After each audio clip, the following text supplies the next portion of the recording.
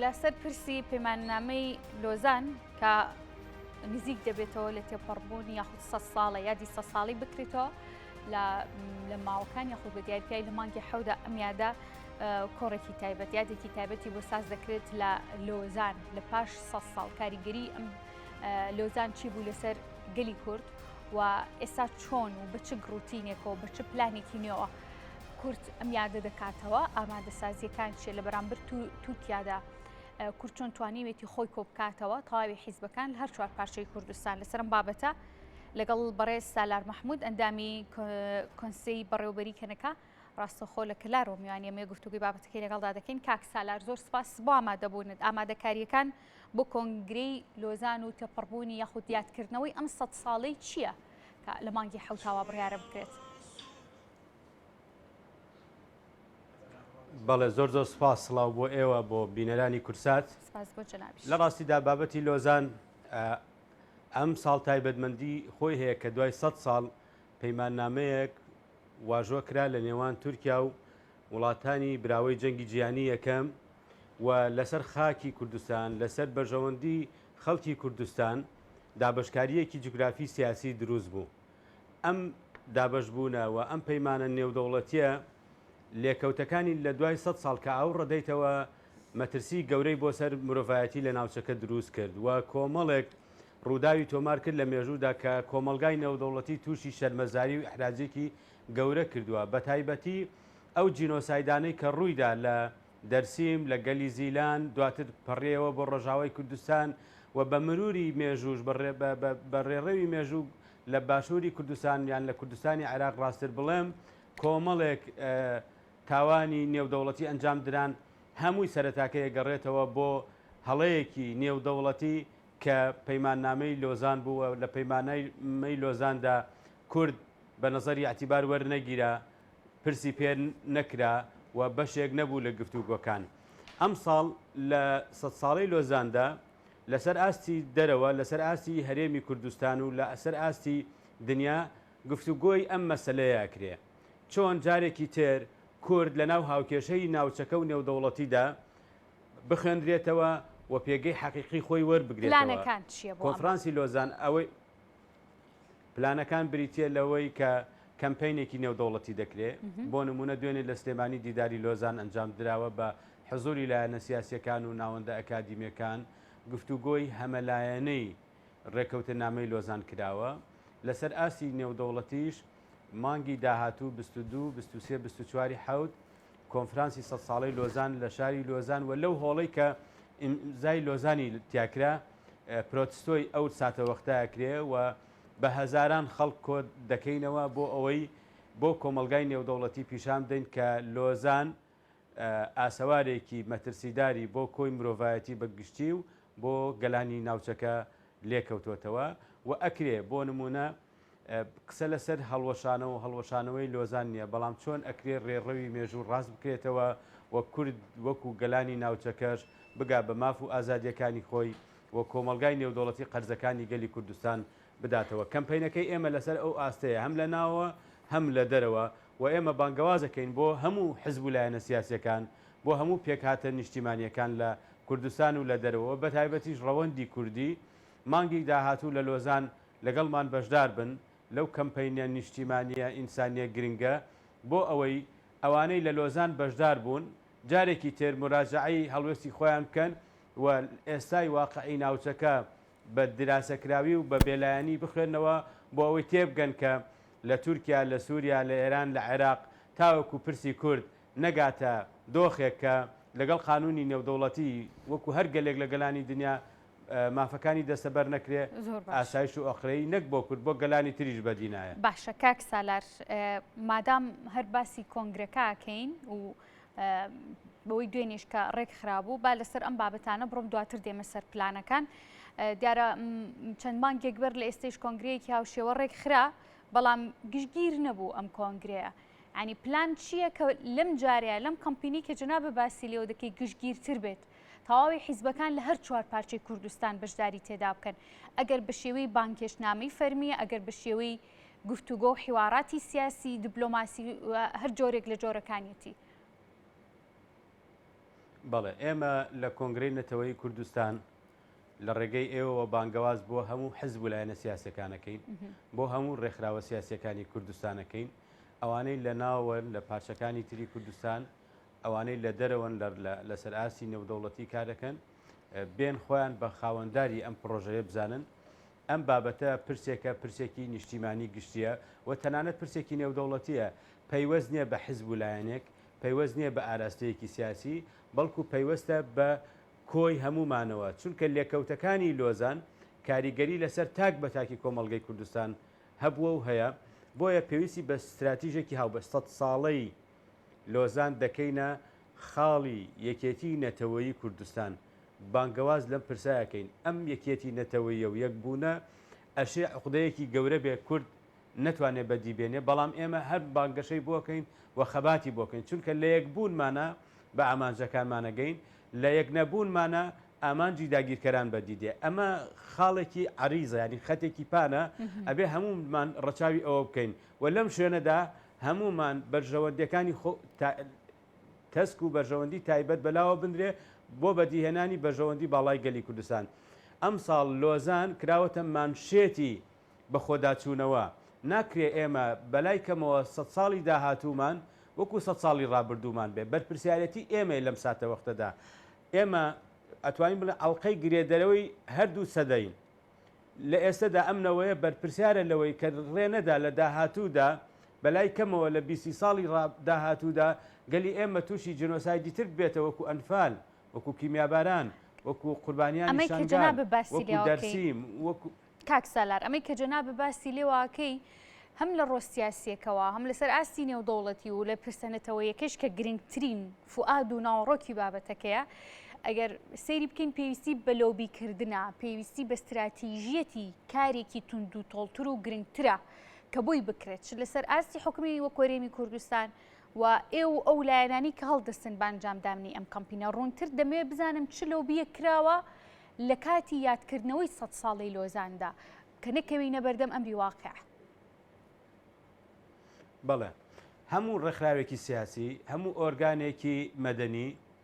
و تەنانەت کەناڵەکانی تەلەڤیزیۆن ئاساییە هەموو ڕۆژێکیش لەسەر لۆزان بکەن و کەمپین بکەن بەڵام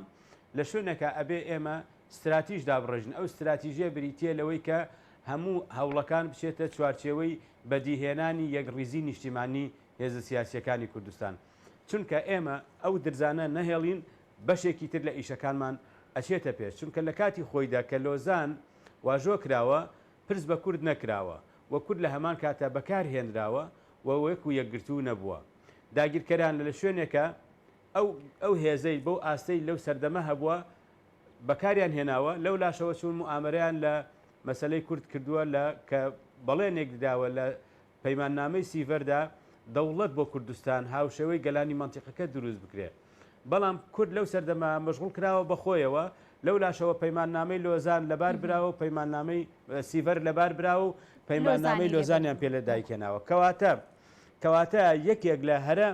دەستکەوتەکان ئێمە بتوانین تایدا سەرکەوتوو بین ئەوە پەیوەستە بە خۆمان ینی ئێمە خیتابەکەمان خەباتەکەمان بۆ خۆمان بێت کە بتوانین یەک و یەکگرتوو بین کە ئەمە لە سیاسەتا پێی ئەڵێن ئەبجەدیەتی بەرپرسیارەتی ینی سەرەتای بەرپرسیارەتی ئەوەی تۆ یەکبی ینی هەموو گەلانی دنیا لەسەر بەرژەوەندەکانی خۆیان یەکن بەرامبەر بەوانی تر عەجەبا کورد ئەم عقدەیە چی ئێمە تێکی نەشکێنین هیچ شتێک لە مرۆڤاتیدا هیچ شتێک لە سیاسەتە بە تایبەتی ئەوەی کە حتمێتی تاریخیە مستحیل نییە ینی مستحیل نییە بڵێ کورد نابێ یەکڕیز بێ ئەو یەکڕیزیە ئەبێ بەدی بێەوە خەباتی بۆ بکەین ئێمە لێر لەم لەحزەیە بەدی نەهێنین نەوەی داهاتوو بەدیهێنین بەڵام ئەرکی ئێمەیە کار ئاسانی بکەین بۆ نەوەی داهاتوو بتوانێت ئەوە بەدی بێ بەدیهێنانی یەکڕیزی نیشتیمانی هەڵوەشانەوەی ناوەڕۆک و ڕۆحی لۆزانە کە لۆزان دابشکاری بوو بۆ کوردستان و لۆزان ئینکاری کورد بوو یاتە پەیماننامەی لۆزان کە بەسراوە لە 143 مادە بە هیچ جۆرێک ناوی کورد ناهێنێ ناوی خاکی کوردستان ناهێنێ لە کاتێکە ئیتفاقەکە لەسەر جەستە و خاک و خەڵکی ئێمە بووە ڕاستە گۆڕینی جوگرافیای سیاسی ناوچەکە بووە پەیوەست بە بەیوانان پەیوەست بە وڵاتانی عەرەبی بەڵام ئەتوانین بڵێن ناوکی پەیماننامەکە لەسەر جەستەی کوردستان بڕاوە باشە کاک سالار باس لە خاڵێکی گرنگ کردەویش یەکگرتوویە یەکگرتووی نێتەوەی کورد شتێکی باشی لێبەرهەمێ ئەنجامێکی باشی لێبەرهەم دێت دەگەڕێمەوە بۆ ئەو خاڵی کە ماوەیەک بەر لە ئێستا کە کۆبوونەوەیەکی هاوشێوە بۆ یادی لۆزان ساسکرا بەڵام تاوی حیزبەکان تێیدا بەشدار نەبوون یان بەشداریان پێ نەکرابوو یعنی ئەمە دەرئەنجامێکی دیکە و لێکەوتەیەکی دیکەی نابێ بۆ ئەم کەمپینە گەورەی کە وا بڕیارە لە مانگی حەوتا ساز بکرێ و بۆچی هەمووشی تێیدا بەشدار نەبەوەی پێشتر لە ڕاستیدا ئەگەر ئیشەکە بکرێ بە ئامانجی بەدیهێنانی خواستە نیشتیمانی و نەتەوەیەکان هەر کەسێک بیکە یا چەند گروپێک بیکەن بەجیا پرسێکی ئاساییە کۆنفرانس لێرە بەسرێ لێوێ بەسرێ بەڵام لەوە باشتر ئەوەیە کە هەمومان پێکەوە بین یان ئەوە تا بانگەوازی بکەین بۆ نمونە ئێمە وەکو کۆنگرەی نەتەوەی کوردستان بە بەشداری چەندین ڕەوتی سیاسی و ئەکادیمی لە دەرەوە لە ناوە کۆمیتەی ئامادەکاری لۆزان پێکهێنراوە هەر هێزوولایەنێکی سیاسی کوردستانی دەیەوێ بێ بەشدار بێ فەرموو بێتە کۆمیتەی ئامادەکار و بەرنامە ڕێژی لە چالاکیەکان بکە و لە نەخشە ڕێگاکە بکە بانگەواز ئەەکەین لە ڕێگەی ئێوە لە ڕێگەی کورساتەوە کە بەڕاستی ینی کەناڵێکی نیشتیمانیە بانگەواز ئەەکەین هەموو هێزوولایەن و گروپە سیاسی و نیشتیمانیەکان بێن بەشدار بن لە مانگی داهاتوو لە چالاکی هەزارانەی خەڵکی کوردستان لە لۆزان لەو کەرنەڤاڵە نیشتیمانیە و لەوەشدا لە بەرنامەکەشدا و فەرمونون بەشدار بن لە ڕێخستنەوەی بەرنامەکەدا بەشدار بن وەرن لە ڕێبەرایەتیکردنی ئیشەکەدا بەشدار بن هەر حزبوولایەنێک پێی وایە کە پێگەی لە بەرچاو ناگیرێ ئەتوانێت بێتە پێشەوە پێگەی خۆی بسەلمێنێ و هاوکار و یارمەتی دەرەبین لەگەڵی بۆیە ئەم بابەتە نابێ لە چوارچێوەی تەسکی حزبایەتی و بەژەوەندی کەسیات ئیتر تێپەڕێەوە کورد لەوە زیاتر ئیتر بازارەرمەند نەبێ ئێمە لە کاتی خۆیدا دەرفەتە نێودەوڵەتەکانمان زۆر لە دەستدا ئێستا دەرفەتێکی باش هاتوۆتە پێشەوە ئێمە بە ملیۆنەها ڕەوەندی کوردی هەن لە دەرەوە بە سەدان مامۆسای زانکۆمان هەن لە زانکۆکانی دنیا چەندین پەرلەمانتاری کورد هەیە لە ئەنجومەنەکانی بەڕێوەبردن لە وڵاتانی ئەوروپا کورد هەن پێویستە هێزە کوردستانەکان مشوری کۆکردنەوەی ئەم هێزە دیبلۆماسیە نێودەوڵەتیە بکەینەوە و فۆرمەڵەی بکەین و بەرنامە ڕێژی بکەین لە ئێسەوە بۆ داهاتوو لۆزان جارێکی تەکی دەکەمەوە دەبێ بکەینە خاڵی سەلماندنی پێگەی کورد لە ڕۆژهەڵاتی ناوەڕاست چونکە لە حەقیقەتدا ئەوە کورد خۆیەتی لەسەر خاک و لەسەر نیشتیمانی خۆی ماوەتەوە داگیرکەران نەیانتوانیوە زەفەری پێ بە بەڵام هێزە سیاسیەکان زۆر جار متحیف بوون بەوەی نەیانتوانیوە ئەو هێزە کۆمەڵایەتی و ئەو هێزە نیشتیمانیە بکەنە هێزێکی سیاسی دیبلۆماسی کە ئەرکی حزب ئەمەیە ئەرکی ڕەوتی سیاسی ئەمەیە کە خواستی خەڵک و خواستی دانیشتوان و هاونیشتیمانیان فۆرمەڕە بکە بۆ هێزێکی سیاسی و لەسەر ئاستی بەرژەوەندی بۆ نمونە هەڵوەشانەوەی لۆزان بە هێز و بەرژەوەندی ئەکرێ کورد هێزی هەیە دەتوانێت بەرژەوەندی دروستکە چکە ئابووری هەیە ئەمڕۆ ئێمە خاکمان هەیە و ئێمە کیانمان هەیە لە کوردستانی عێراق بۆ نمونە بەشێکین لە سیستەمی فیدراڵ ڕئیسی جمهور لە ئێمەیە وەزیری خارجی لە ئێمەیە نایبی ڕئیسی وزەرا لە ئێمەیە نایبی ڕئیسی پەرلەمان لەکوێی دنیا هەبووە تۆ ئەم گروپ و ئەم پێگە گرنگانەی دەسەڵاتت هەبێ نەتوانی فۆرمەڵێکی بۆ ئاسی نێودەوڵەتی لە کاتێکە ئەگەر ئێمە یەکێتی خۆمان بەدی بێنین دەتوانین ئەوانە هەموو تێکڕا دەسەبەرکەین واتە ئەگەر بۆ نمونە ئاوردێنەوە بۆ 100 ساڵ بەر لە ئێستا ئەم مەنتیقەیە چۆن بۆ ئێستا جیاوازترە ئێمە ئێستا بەشێکین لە دەوڵەتی عێراق و ڕئیسی وڵاتەکە کووردە هەموو ئەمانە لەگەڵەوەی لە پارچەکانی دیکەش حیزب کوردیەکان بە هەمان شێوە توانیویانە ببنە خاڵی کاریگەر بۆ پارچەکانی دیکەی کوردستان بەڵێ ئەشێ خەڵکێک گوێ لە ئێمە بێ بڵە جا ڕئیسی جمهور کورد بیا کورد نەبێ بە من چی وانە کە ئەچیتە سەر خوێندنەوەی مێژوو جیاوازە ئێستا ئەگەر لە تورکیا ڕئیسی جمهور کورد بێ چی ئەبێ لە کاتێکە ڕێگە نادەن پەروەردەی زمانی کوردی هەبێ ڕێگە نادەن لەسەر پاسپۆرت ناوی کورد هەبێ لە دەستوری هەمیشەیی تورکایە ناوی کورد نییە ئەڵێ هەر کەسێک ڕەگەزنامەی تورکای هەبوو تورکە واتە تۆ 23 ملیۆن کورد هەن ڕێگە نادەن لە تەسکەرەکەیە بنووسێ نەتەوەکەی کووردە بۆیە گۆڕانکاری گەورە دروست بووە لە 100 ساڵ بۆ ئێستا کە ئێمە لە کوردستانی عێراق ببینین لە ڕۆژاوای کوردستان بۆ نمونە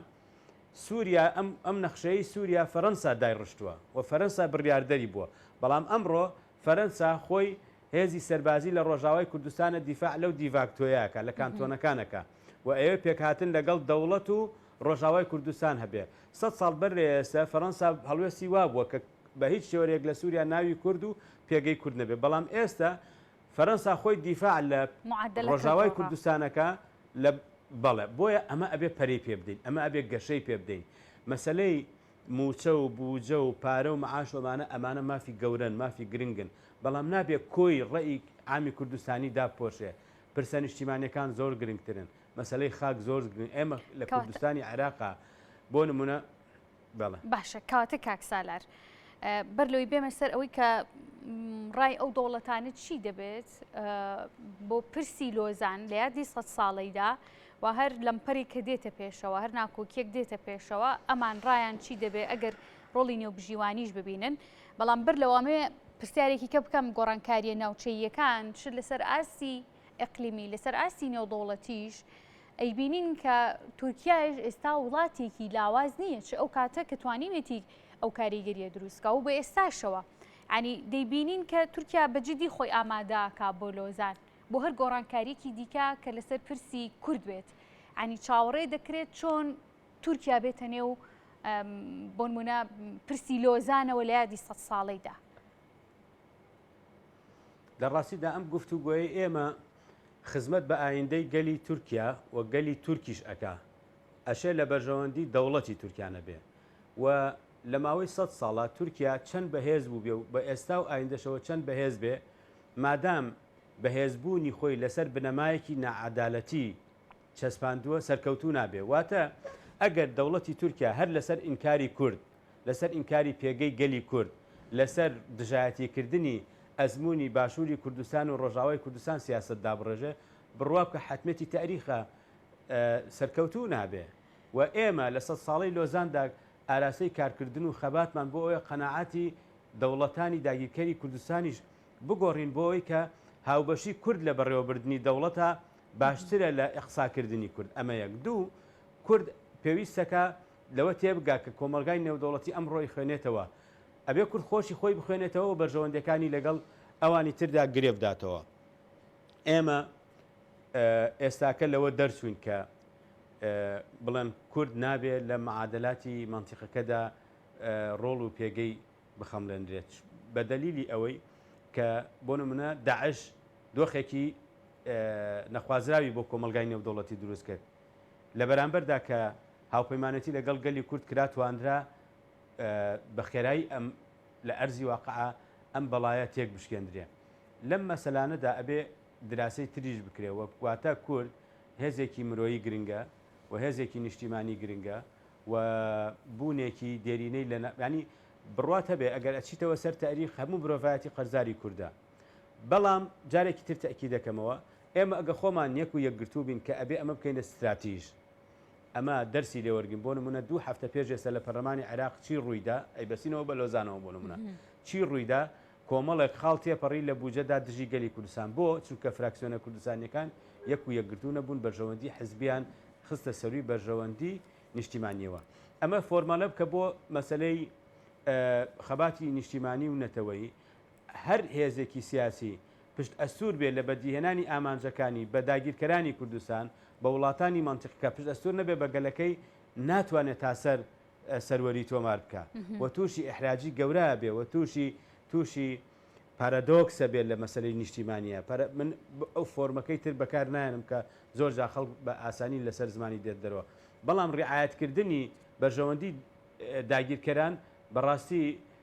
ئێمە تووشی سەرێشەیەکی زۆرترەکەوە لۆزان هەر بەردەوام بێ ئێمە ئەمانوێ لۆزان و لێکەوتەکانی کۆتایی بێ لۆزان و لێکەوتەکانی بە چی کۆتایی دێ بەم گفتوگۆیانە بچێتە هەموو ماڵێکەوە لای هەموو تاکە کەسێک لای هەمومان ئەرکە لە جوولەکە بۆ نمونە ئەو کیانیان دروست کرد هەموو کەسێک دیفاعی لەکە و لە هەموو ئاستەکانی دنیاە لۆبی ئەکەن بۆ ئەوی پارێزراو بێ لە ناو چەندین وڵاتی عەرەبیە توانیان ئیسرائیل دروستکەن و کاریگەری لەسەر دنیاشەیە هیچ نەتەوەیەک نییە لە دنیادا من نەمبیستووە کە خەڵکێک هەبێ و لەسەر ئاسی تا کەس و گروپ تاعنی نەتەوە نیشتیمانەکەی خۆی بچێتە ئەو تاعنە بچێتە بەرژەوەندی داگیرکەرەکانیەوە بەڵام ئەمە لە کووردا تا ئێستا بەردەوامی هەیە لە لۆزانەوە ئەبێ کۆتایی پێبێنین و لۆزانەوە ئیتر ئەبێ خۆخۆری ئەم دەردە بکوژرێ بە تەواوەتی و ئەمە ئەبێ گفتوگۆ بکەین گفتوگۆ بکەین ینی حوسەڵەمان هەبێ خەڵکێکەیە حوسەڵەی ئەم جۆرە قسانەی نییە ئەم حوسەڵەیە دروستکەینەوە بە بەردەوامی باشە کاک سالار ینی تورکیا پلانێکی هەیە ئەویش زیندووکردنەوەی ویلایەتی مووسڵە لەو ناوچانی کە لە سەردەمی دەوڵەتی عوسمانیدا پلانی بۆ دانرابوو ینی ئامادەکاریەکان و چاوەڕێی چی دەکرێت بۆ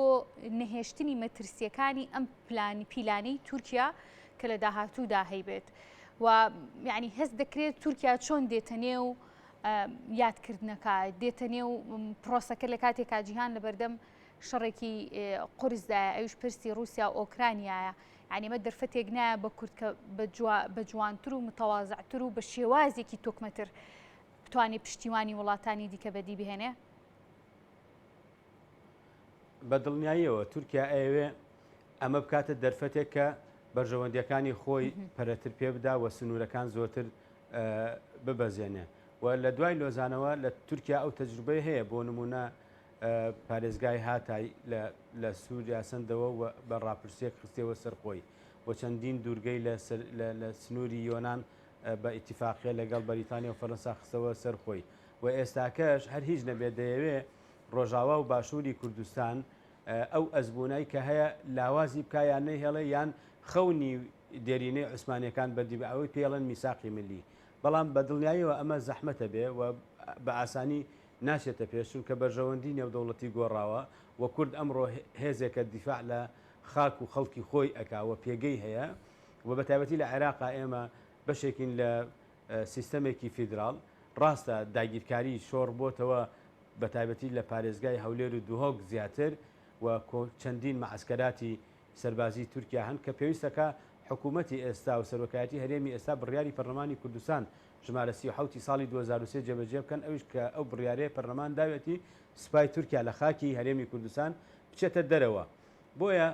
تورکیا خەونەکەی ئێوە بەرفراوان بکە و تۆش ئەتوانی بۆ نمونەوەکو کورد لە دەرەنجامی خەونی داگیرکەرانی کوردستانەوە تۆش استراتیژێکی نیشتیمانی واقعی دابڕێژیتەوە بۆ ئەوەی هەر هیچ نەبێ لە ڕاستیدا ئێمە ئەو کیانانەی کە هەمانە بیپارێزین ئەڵگۆڕێکی سیاسی لە لۆزاندا لە 22 حوتی ئەم ساڵ لە لۆزان گفتوگۆی ئەم استراتیژاکرێ بە بەشداری دەیان سیاستمەداری نێودەوڵەتی و کوردستانی دەیان حزبی سیاسی و بە بەشداری هەزاران کورد لە دەرەوە و لە ناوەی کوردستان گفتوگۆی داڕشتنی ئەم استراتیژاکرێ داواکاری ئەوانەی بایەخ بەم پرسادن بتوانن ڕۆڵیان هەبێ لەسەر ئاستی تاکە کەس لەسەر ئاستی سۆسیال میدیا لەسەر ئاستی گروپی سیاسی لەسەر ئاستی بە تایبەتی لە دەرەوە ئێمە هێزێکی گەورەی مرۆییمان هەیە کە پێڵەن ڕەوەندی کوردی ئەم ڕەوەندی کوردیە ئیمکانێتی سیاسی دیبلۆماسی ئابووری زۆر گەورەی هەیە ئەوەی بایەخەوە تەماشای ناکە حکوومەتی هەرێمی کوردستان و سەرۆکایەتی هەرێم بۆ تا ئێستا واتە دەسەڵاتی هەرێمی کوردستان بایەخەوە نەیتوانیوە ڕەوەندی کوردی تەماشا بکە و بزوێنێ بەرەو چوونە ناو ناوەندەکانی بەڕێوەبردن دەسەڵات لە ئەوروپا چونکە ئەوانە زۆر کاریگەریان لەسەر بڕیاری نێودەوڵەتی هەیە لەم ساڵەوە ئێمە گفتوگۆی ئەم پرسانەکەین باشە کاک سالار یعنی حەسەب هەنگاوە سەرەتاییەکان و ئامادەکاریەکان گفتوگۆکان لێک تێگەیشتنەکان یاخود بە شێوەیەکی گشتگیر باسی بکەین ڕای وڵاتانی نێودەوڵەتی چی دەبێ بۆ پرسێکی لەم جۆرە کە لۆزانە و یادی دەکرێتەوە ینی چاوەڕێ دەکرێت ئەوان ڕەئیان چی بێ وڵاتانی سەرچاوی سەرەکی دروستکردن و دامەزران و دانانی کۆت و بەندەکانی نێو لۆزان ئەشێت دوای 100 ساڵ ڕاوبۆچوونەکانیان چی بەسەر هاتوێ سەبارەت بە خاکی هەرێمی کوردستان سەبارەت بە پرسی کورد هەواڵ من یەک بابەتی واقعی بۆ جەنابتان بگێڕمەوە و بۆ بینەرانی بەڕێزیش کاتێک کە کۆنگری قاهیرە ئەبەسرێ کە چارەنووسی ویلایەتی مووسڵ چی بێ بخرێتە سەر تورکیا یان بخرێتە سەر ئەم دەوڵەت تازەی کە ناوی عێراقە کۆنگری قاهیرە ئەبەسێ وەزارەتی مستعمەراتی بەریتانیا سەرپەرشتیەکە چەرچل خۆی سەرپەرشتیەکە لەوێ بیرۆکەیەک تەرح کراوە کە بەڕەسمی ئەمە دیکۆمنتە هەیە کە ویلایەتی مووسڵ کە ئاکاتە سلێمانی و هەولێر و دهۆک و کەرکووک و مووسڵ کە مووسڵ ئەو کاتە ناو شاری مووسڵ زۆرینەی کورد بووە ئەو کاتە پێشنیار ئەکرێت کە ئەم ویلایەتە بکرێتە دەوڵەتێکی سربەخۆ بەداخەوە نوێنەری بەریتانیا لە سلێمانی نوێنەری بەریتانیا لە کەرکووک بەشێکە بن لەو پێچ کەسە بەریتانی کە لەناو گفتوگۆکە بن ئەوان لەگەڵ ئەوە نین کورد ببێ بە دەوڵەت واتە ئەو بیانیانەی لەگەڵمان کاریان کردووە لە کوردستان بوون چی ئینتیباعێکیان دراوە تێ چۆن وەرگیراوە ئەمە ئەبێ بێتە خاڵی جەوهەری گفتوگۆ ئێستا بۆ نمونە ئێمە لە هەرێمی کوردستان دەیان کۆنسڵگەری و نووسینگەی وڵاتان هەیە ناخۆشە ینی زەحمەتە ئەمانە هەموو ڕۆژێک تەقاریر ئەنووسن کە ئێمە خەریکی خۆخۆرین گەندەڵی لە کوردستان هەیە خراپ بەکارهێنانی دەسەڵات هەیە ململانەیە لەسەر شتی بچووکەیە بەڵام پرسە نیشتیمانی و پرسە دەوڵەتی و نیشتیمان سازیەکەمان فەرامۆش کردووە نتوانراوە لە ڕێگەی کۆنسڵخانەکانەوە تەفاهومێک یاخود وەکو کورد سوودمەند بین لە بەرژەوەندی خۆمان لەگەڵ کۆنسڵخانەکان یا لە ڕێگەی کۆنسڵخانەکانەوە یعنی مەبەستم ئەوەیە ڕاپرسیەک بکرێت لە نێوان نوێنەری وڵاتانە لە هەرێمی کوردستان هەن بڵێن کورد شایستەی ئەوە نییە دەوڵەتی خۆی هەبێ ئەمە ئەوە ئەگەیەنێ لەبەر لە 100 ساڵ نوێنەری بەریتانیا لە کەرکووک و لە سلێمانی ئەوان لەگەڵ ئەوە نەبوون ئەو بیرۆکەیە بچەسپێنرێت لە کاتێک کە ڕۆژانە لەگەڵمان ژیابووە ئەگەر دیبلۆماسیەتێکی باش بە خەرج بدرایە ئەو سەردەمە هەر هیچ دەبێت ئەو دوو نوێنەرە قەنەعات پێ بکرایە بارودۆخە بەو جۆرە نابوو بەڵام لەوەی تر قەرار ئەدرێ بێگومان هۆکاری تر زۆرن هەر ئەوە نین بەڵام ئەمە ئاماژەیەکە بەوەی کە ئێمە لە دوای 100 ساڵ ئایا دەرسمان وەرگتووە لەوەی کە نوێنەری بەریتانیا لە سلێمانی بۆ لەگەڵ ئەوە نەبووە کوردستان خاوەنی دەوڵەت بێ لە کاتێکا وەکو نەتەوە وەکو زمان وەکو کەلتور وەکو خاک وەکو هێز وەکو چەکدار هەمان بووە خەڵکانێک لە دەشتایی عەرەب هیچ شتێکیان نەبووە بە ڕەشماڵێکەوە دەوڵەتیان بۆ سازان بە ناوی چی ئەوە 22 دەوڵەت باشە کورد بە کەلوپەل و بە کەلتور و بە خاک و بە خەڵک و بە ئاو و بە خوێن و بە هەموو شتێکی خۆیەوە تەنانەت بە هێزی سەربازی خۆشی هەبووە بەڵام ئەو هێزە سەربازیە بەدبەختی کورد بەکارهێنراوە دژی ئینگلیز خۆی لەو سەردەمەیە هیچ لایەک ڕوبەڕووی ئینگلیز نەبووە تەنها کورد نەبێ ئەمە بەڕاستی پێویستی لە لۆزانە ئەم بابەتانە پێویستمان بە دراسەکردن هەیە بەڵێ ڕۆڵی سەرکردەکانمان لە مێژوودا گرنگ بووە ڕۆڵی خەڵک گرنگ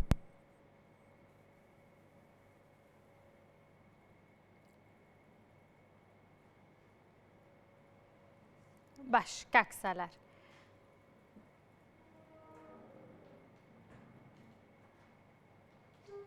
بەڵێ کاک سالار گوێبیستی دەنگی منی کاک سالار دیارە دەنگەکەی جنابە بچڕا تاکو ئەو کێشەیە چارەسەر دەبێت باسی لەو کرد لە قسەکانی پێشتردا کە دەیان سەرکردەی نێودەوڵەتی لەسەر ئاستی یاریمی کوردستان لەسەر ئاستی کوردستان بە هەر چوار پارچەکەیەوە بەشداری لە کۆنگرە و کۆنفرانس و کەمپینەکەی ئەم جاری مانگی حەوتاکەن ئەوەی دەمەوێت بیپرسم کە لەم کۆنفرانس و کەمپینەیە ئایا بەرپرسانی تورک و سەرکردانی تورک کەسانی ئیداری و دەستڕۆشتووی ئەو وڵاتە بەشداری دەکەن؟